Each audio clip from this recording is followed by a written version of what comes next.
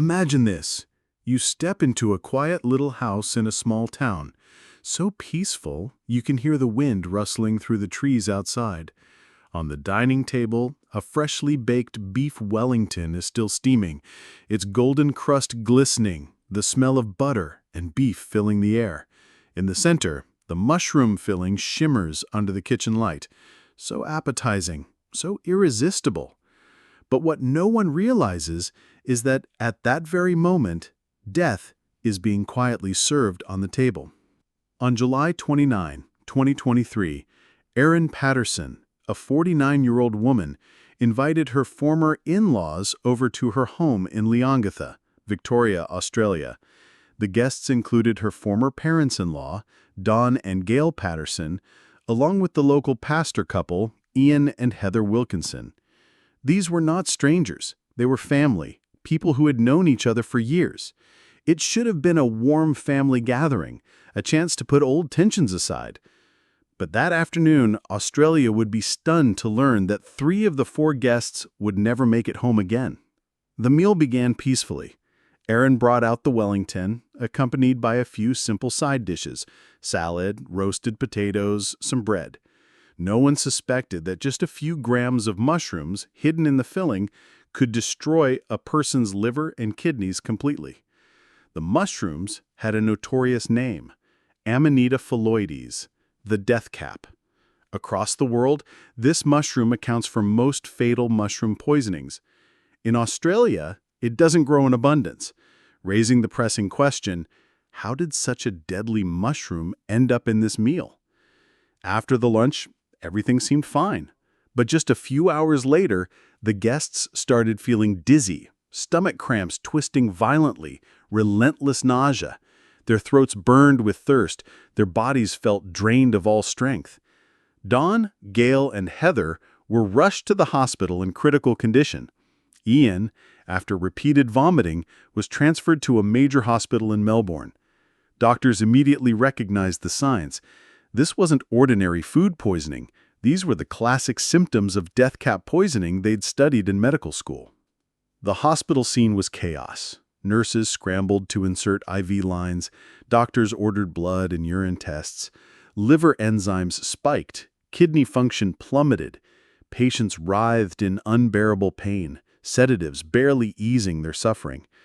A dark cloud hung over the ICU, and within a week, 3 lives were lost. Ian, the only survivor, was kept alive only by an emergency liver transplant. Police immediately launched a criminal investigation, and all eyes turned toward Erin, the woman who had cooked the deadly meal. Accident or cold-blooded plan? The question lingered in everyone's mind. When questioned, Erin insisted she was innocent. She claimed she bought the mushrooms at an Asian grocery store and that she too had eaten the Wellington. In fact, she did go to the hospital for evaluation, but doctors confirmed her condition was only very mild, nothing like the others. This deepened the suspicion. If everyone ate the same dish, why did 3 people die, 1 need a liver transplant, and she walk away almost unharmed? Had Erin eaten a different portion or deliberately avoided the mushroom filling? Days later, a shocking discovery emerged. Police found a food dehydrator in a nearby trash site. Erin initially denied it, but later admitted it was hers, saying she threw it out because she was afraid of looking guilty. But forensic testing revealed traces of amatoxin, the lethal compound in the death cap mushrooms, inside the dehydrator. This was no longer speculation. It was hard physical evidence. The public was outraged. Had Erin deliberately dried the death caps to store and cook them? If true, how could this ever be called an accident? And Erin's statements kept shifting. Sometimes she said she ate the mushrooms, sometimes she claimed she only ate the beef. At one point, she even suggested she too had suffered severe symptoms, but medical records told a different story. The inconsistency made her look less like a victim and more like someone hiding the truth. Then came a revelation that chilled Australia to the bone. Reporters dug into the past and uncovered that Erin's ex-husband, Simon Patterson, had been hospitalized multiple times between 2021 and 2022 for mysterious stomach illnesses. According to pretrial documents later made public, in May 2022, Simon even fell into a coma and nearly died. At the time, no one thought much of it. But after the mushroom tragedy, the question loomed large. Was this really Erin's first brush with suspicious deaths? From that moment, public opinion split. Some were convinced Erin was a cold-blooded killer, a woman who had planned to poison her in-laws. Others believed it could still have been a horrific culinary mistake, and Erin had simply become the scapegoat of a terrified nation. But which was it? Erin Patterson, a smiling homemaker who hid a murderer's heart, or a victim of prejudice and paranoia? The answers would begin to unfold at a historic trial in Victoria, where every piece of evidence and every word of testimony would be put under the spotlight. And the story that emerged would be stranger, darker, and more dramatic than any crime novel. The news of the death cap lunch spread like wildfire.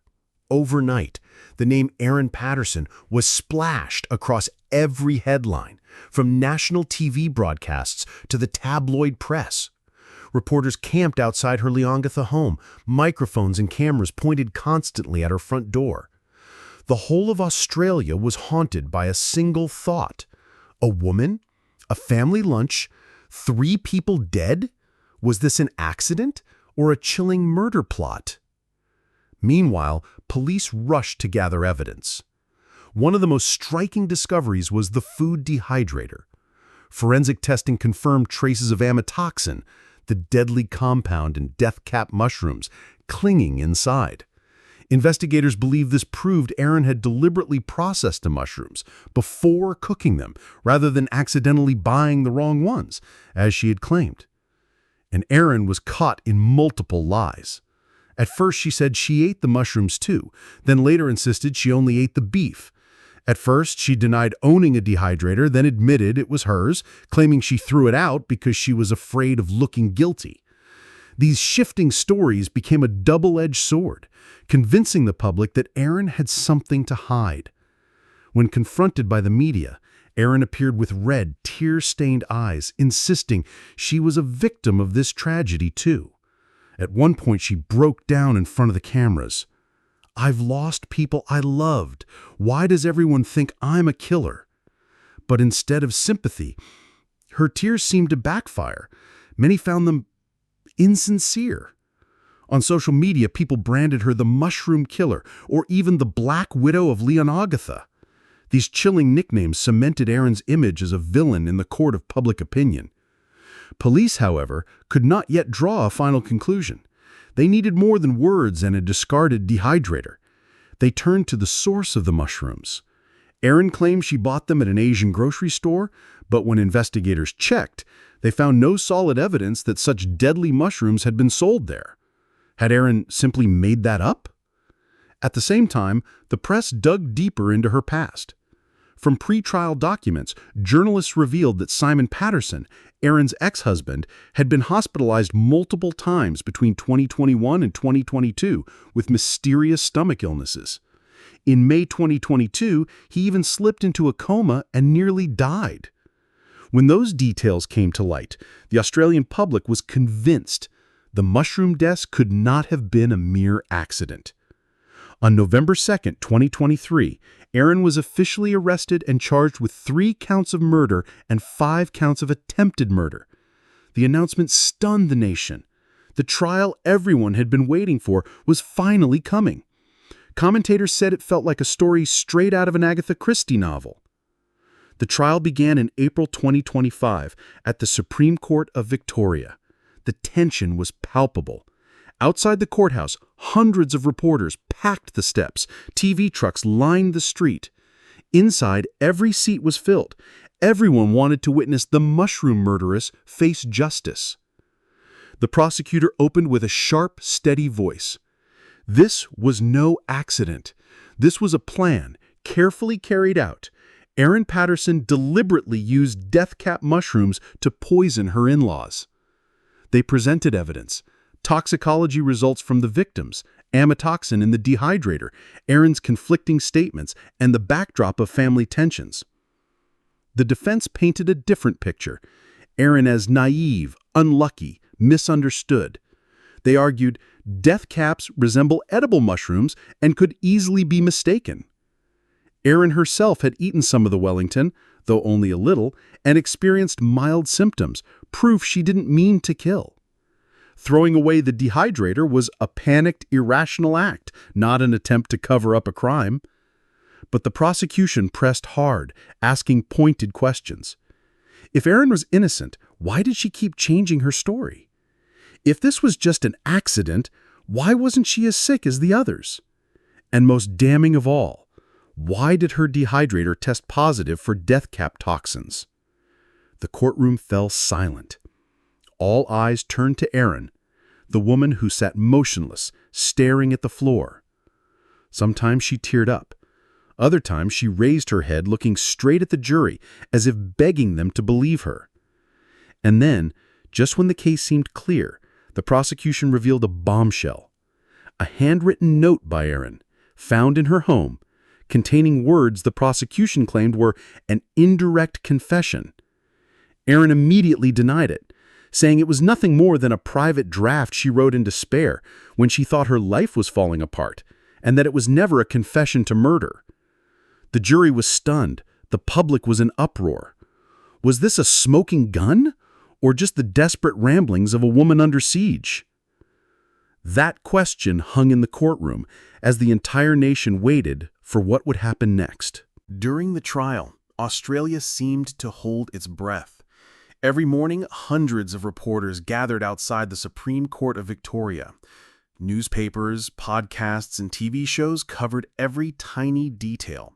The way Erin stepped out of the police van, the glance she cast toward the jury. People said this was the most sensational trial in Australia in decades, with all the elements of a crime thriller: family tragedy, sympathetic victims, a seemingly ordinary woman in the dock, and a rare, deadly poison. Inside the courtroom, prosecutors and defense attorneys clashed word by word. The forensic evidence, amatoxin in the victims' bodies and in the food dehydrator, was considered the centerpiece. The prosecution pressed hard. This was no coincidence. Erin Patterson prepared that meal. Only she knew exactly what went into it. The defense countered, "No one saw Erin put death cap mushrooms in the dish. There is no clear motive. This couldn't have been nothing more than a tragic mistake." The jury, 12 ordinary citizens, deliberated for weeks. Their debates stretched late into the night. Everyone knew their verdict would not only decide the fate of one woman, but would become a landmark case in Australian history.